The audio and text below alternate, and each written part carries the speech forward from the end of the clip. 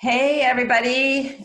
Welcome to another episode of Employee to Entrepreneur interviews. I am here today with Elma Glasgow, and Elma is a freelance PR professional. She has over 25 years experience, and she has created and rolled out many successful media strategies.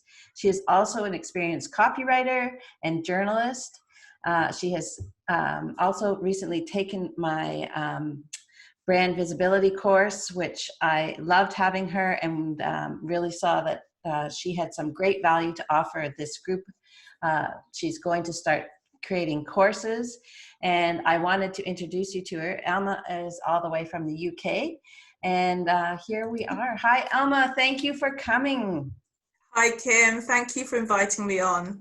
It's a real honor to be here. Oh, it's great to have you, and I appreciate you coming on Good Friday. Yeah. But it's a crazy time of life right now with everybody in lockdown and isolation and trying to, stay healthy. But so I really enjoy being able to connect with other entrepreneurs like yourself and share that with other people, so it can be inspiring and also give some advice and tips. So let's start with, what did you do before you were an entrepreneur? Well, I have been as you mentioned, I've been in PR and communications for around 25 years, which is a pretty long time. I started out training as a journalist, so I got my degree, and then I went on to do a postgrad certificate in news journalism. So it's quite a well-known qualification over here in the UK. A lot of journalists go through that before they go on to move on into jobs. Okay. I actually went into PR pretty quickly because, I'll be honest, the pay was a lot better. It was significantly better. Right. And and also I loved writing. I still love writing, but it was something that I realized very quickly probably wasn't going to pay the bills, and I just didn't have the finances behind me to get myself into debt and then get my way out of it, and I just didn't think it was worth it in the end. Right. And I was living in London. I live in a place called Suffolk now, which is in the east of England, but I lived in London for 20 years or so. So everyone knows how expensive London is. Oh, yes. It's even worse now. I don't know how people survive there. It's crazy. But I started my career really in the late 90s, early 2000s, and that was when the dot-com, remember the dot-com boom, when it just went bonkers. I was asked to join a brand new PR agency. It was the first digital PR agency probably in the whole of Europe. It was the only PR agency that was doing online only activity. Oh, wow. That's pretty trending. Yeah, it was trendy at the time. Yeah. And it survived the dot-com bust. We had the boom and the bust. Yeah. But we were focusing on a really niche area of PR at the time, and no one else. We didn't have much competition at all, any competition at first.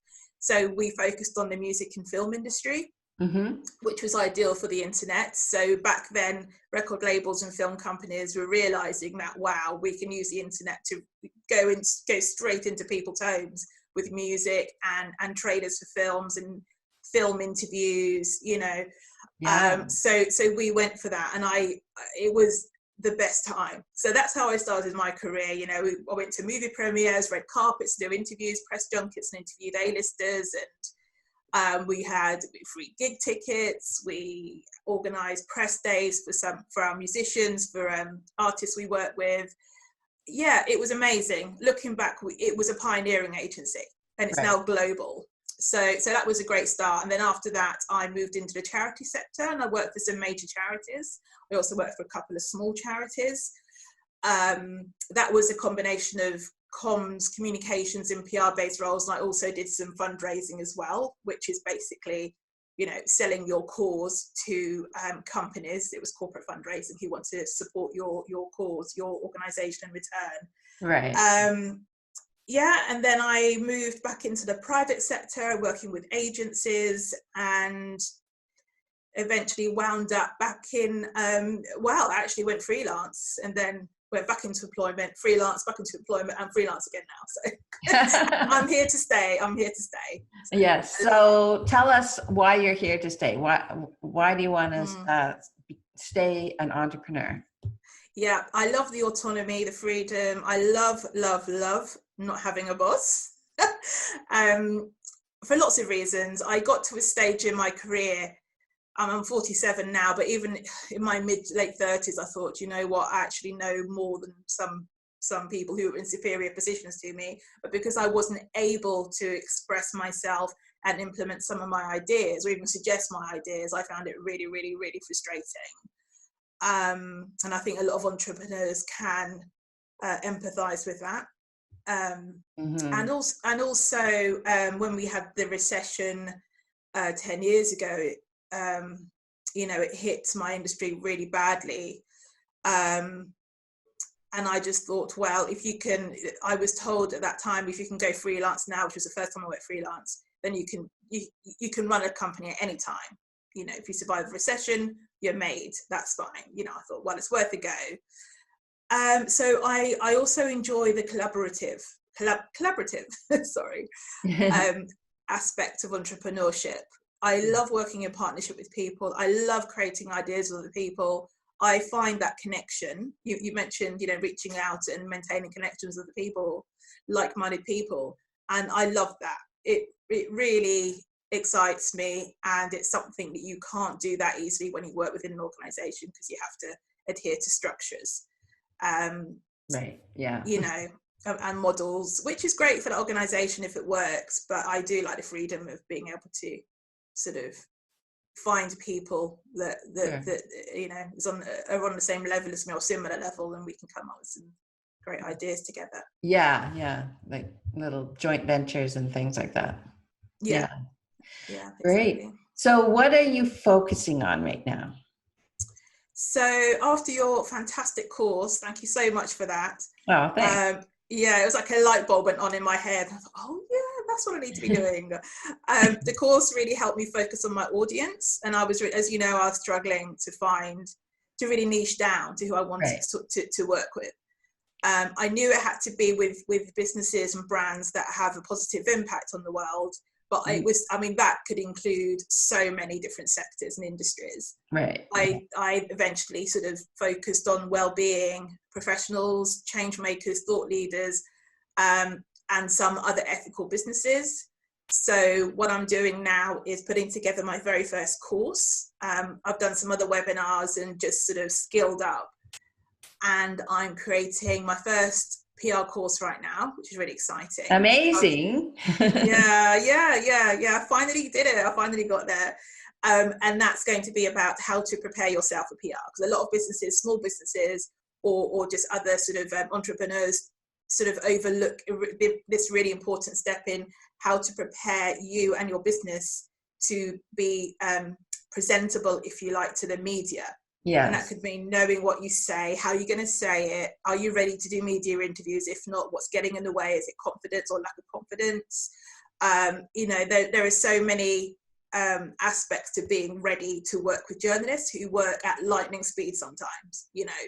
And I do think one of the things that small business owners feel is that their media is beyond them,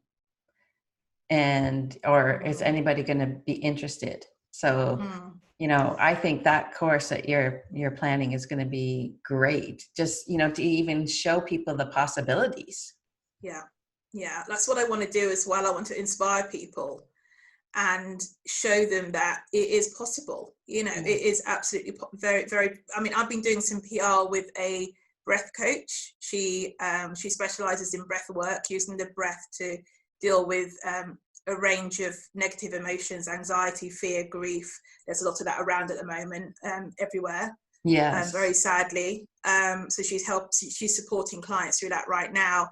And she's also just launched a podcast. The podcast went live pre the coronavirus pandemic in the UK, but it happens to have some really powerful content that people can benefit from right now. So although it's just one person, she's an individual, but because she has this really cool offering and she's she raised her own profile by writing a book already, which is now translated into 6 languages.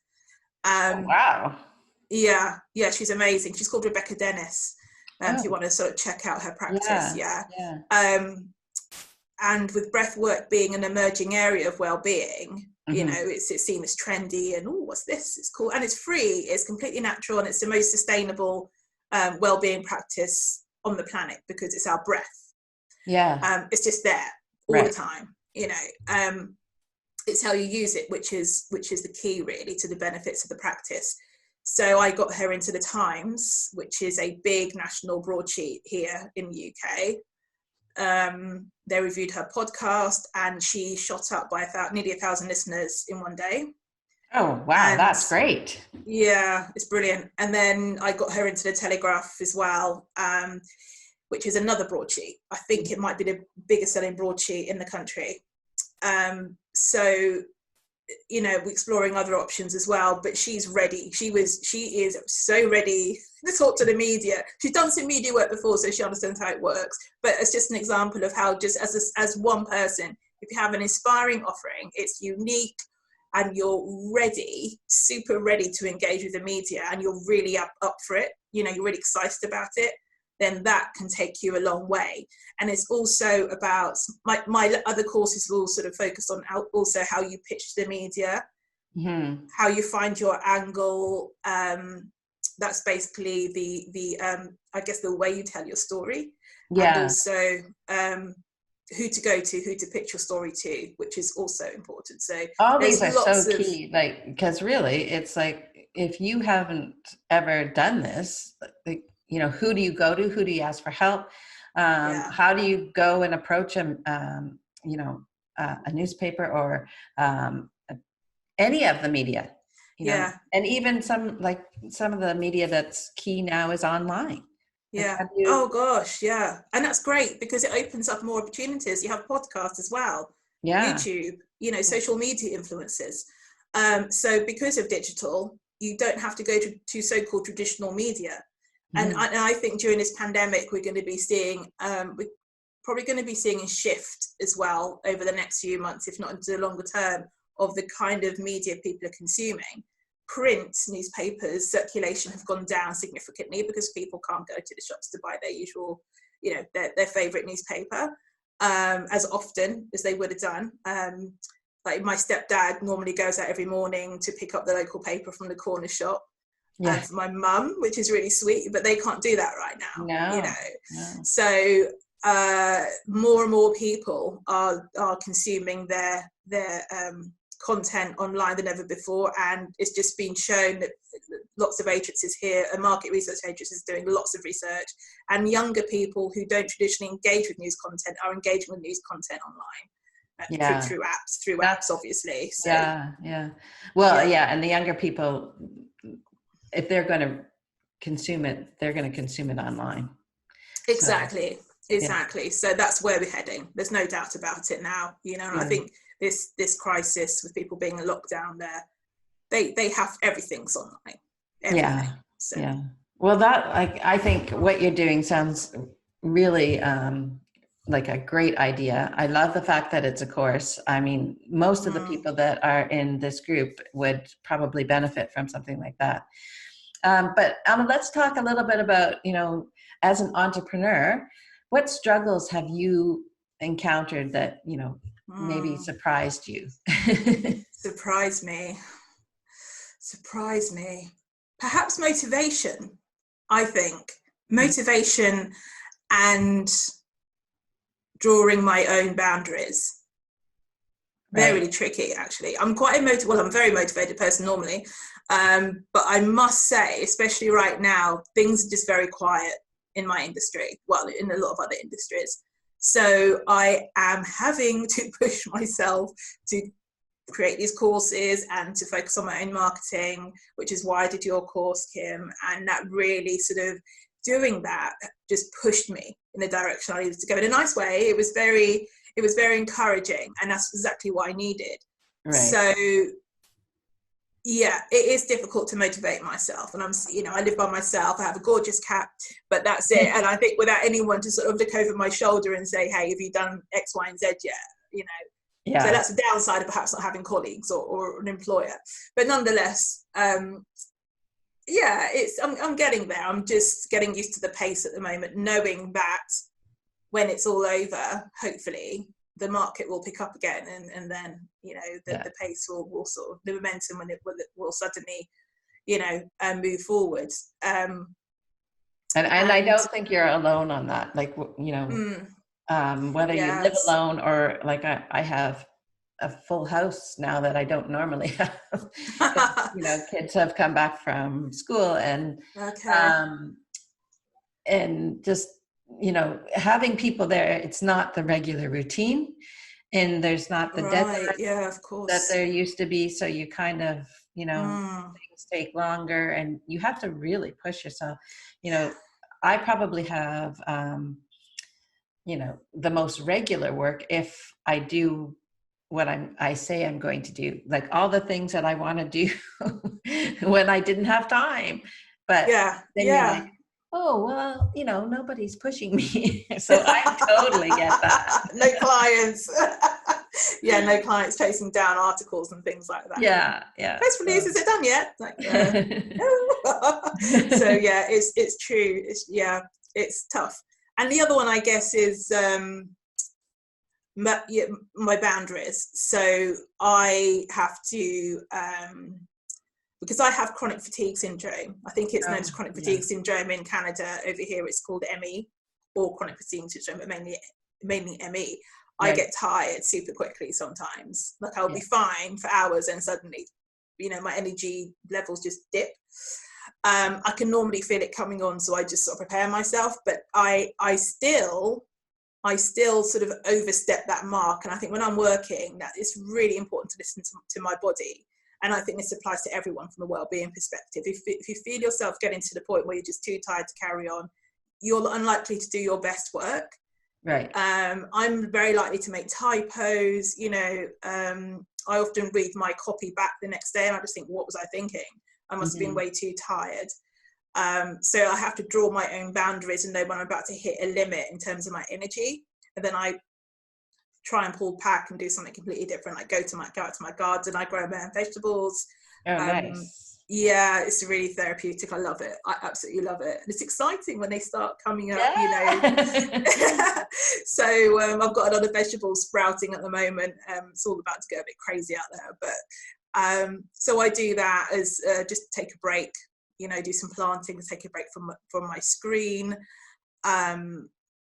Normally, when we're not in lockdown, I have to sort of draw boundaries as well with, I guess, going out and seeing my family and friends. I have to make sure that I, instead of going for a coffee with someone, having a nice catch up, that I've got to finish this task first. I can't go out and but it's fine. It's fine. I'm getting used to it. So but that's, I think, will always be a challenge for me, and I think it is for a lot of people, especially when you have young children, or you're juggling family tasks as well as professional activities. So well, and even I can really see how if you're on your own, nobody's saying stop and make me dinner, so you can forget those boundaries. So you're right.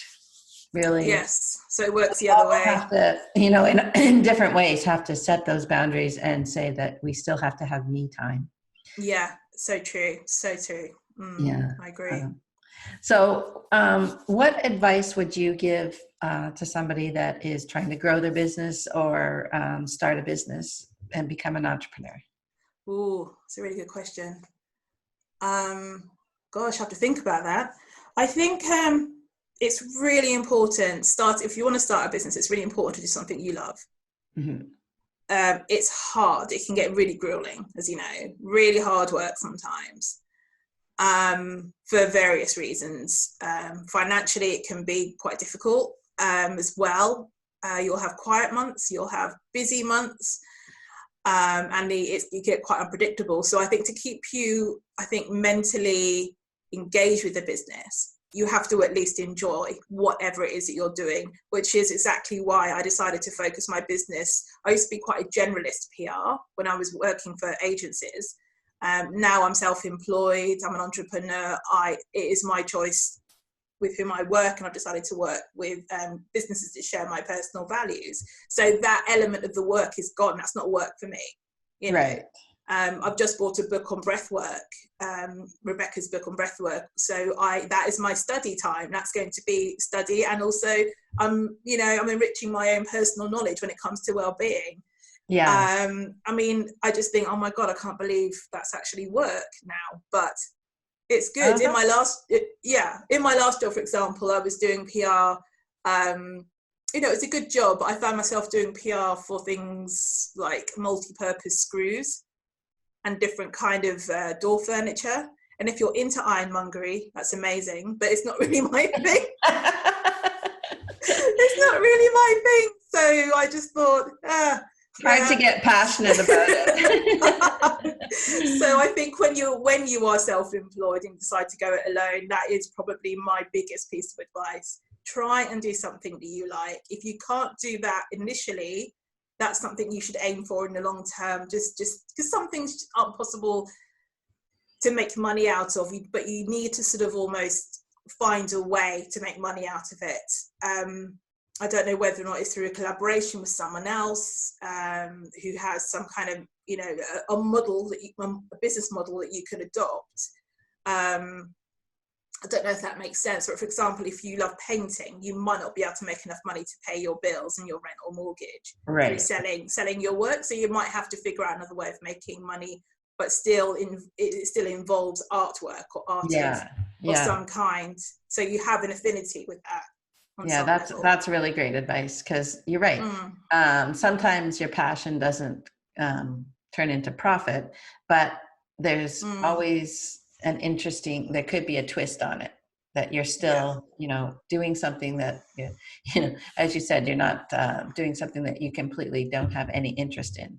Exactly. That's one of the best parts about being an entrepreneur, is getting control on what you work on and how long you work. So your boundaries, that too. if you take advantage of that properly. So those are really great advice and tips. So I have another piece of advice. Is it okay? Oh, great. Something that I was speaking to someone about the other day is about figuring out how much you need to earn. I think a lot of entrepreneurs undervalue, at least at first when they start, they really undervalue their skill set. And it's not until you speak to someone else, like I spoke to yourself and also other classmates on your course, Kim. And it wasn't until, I think it was you who said, wow, that's amazing. And I thought, is it really? You don't realize what you know until someone else points it out. And you have to really value that. You have to remind yourself that you need to make sure you earn what you deserve, not what you think what you deserve. You have to almost detach yourself from your profession and look at it from the outside and just think, well, I think I'm worth this much, but you're probably going to have to double that. I was told recently to double my my target income every month, and I couldn't believe it. I said, really? Can I do that? So you do feel you do feel it's too easy to be modest, I think, and I think women especially might fall into that. And you want to be nice and helpful, and don't worry, I won't charge you too much, but you have to make money too. You have to make money, you have to, and you need to enjoy your life as well. Even if you don't make millions, earn enough to enjoy, have a good quality of life. I think that's really important. So I'm going to be working on that soon. Yes. Oh, and we have a few people that said hello. So Gwen from the course, actually, and Janet from the course. Hello. Hello. Yes, Gwen says, I think this time is pushing us all to think outside of the box and really take a look at our gifts. It's time to shine. That's great. Oh, I that's love lovely. That, Gwen. Yeah. That's really nice. Yeah. So, I really appreciate you taking this time. And I also want to tell people that they can reach out to you, and you're offering a free call with people. I am If indeed. people want to understand how they can use PR in their business, that would be Absolutely. fantastic, because there's lots of people out there that are going to need to get the word out either now or as soon as all of this craziness is over. So I will put your contact information in the comments so that everybody can get in Great. touch with you. Lovely. Thank you so much. Thank you. Great. It was so great to speak with you. Thank you for joining us on this Likewise. holiday Good Friday. I appreciate you taking the time, and I hope that you can enjoy your garden a little bit today. I will. I will. I need to Okay. get out there and water my plants now. Yes, yes. All right. Well, enjoy yourself, and we'll talk to you soon. Thank you. You Bye, too. Elma. Bye. Thank you.